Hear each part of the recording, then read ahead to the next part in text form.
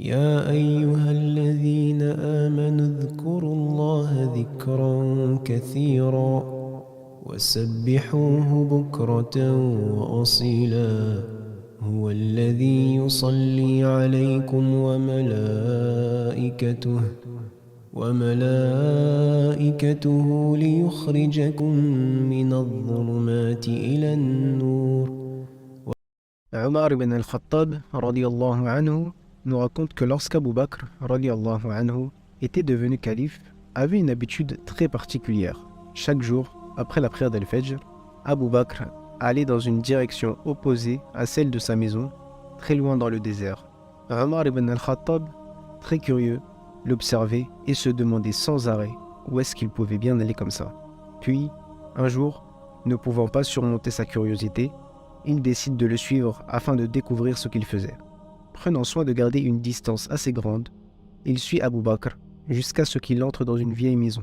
Omar est rapidement parti se cacher en attendant sa sortie, sauf que ce dernier y a passé beaucoup de temps. Après un long moment d'attente, Abu Bakr a quitté la maison et est retourné à Médine. Après l'avoir perdu de vue, Omar se lève et frappe à la porte de la maison et une femme lui ouvre la porte.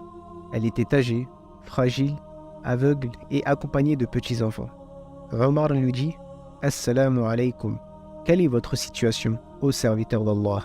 Elle lui répond « Je suis une femme aveugle, je n'ai personne pour prendre soin de moi et j'ai ces orphelins avec moi. » Omar demande « Qui est ce visiteur qui vient chez vous tous les jours ?» Elle lui répond « Je ne sais pas, il ne m'a jamais partagé son nom. » « Eh bien, que fait-il » ajoute Omar. Elle lui répond « Qu'Allah le récompense. Chaque matin, il nettoie ma maison, lave nos vêtements, il moud notre blé, il cuit notre pain, il prépare notre petit déjeuner et s'en va. » Omar, surpris, lui demande « Et il fait ça tous les matins ?» Elle lui répond « Oui, tous les matins. » Omar lui demande encore « Vous lui payez quelque chose ?» Elle lui répond « Rien du tout. » Et Omar, sur cette parole, a commencé à pleurer.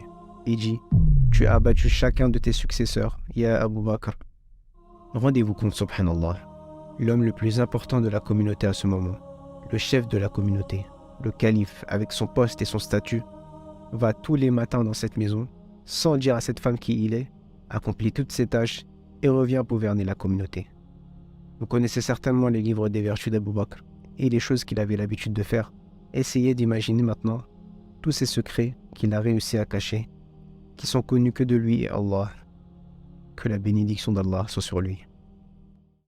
يا أيها الذين آمنوا اذكروا الله ذكرا كثيرا وسبحوه بكرة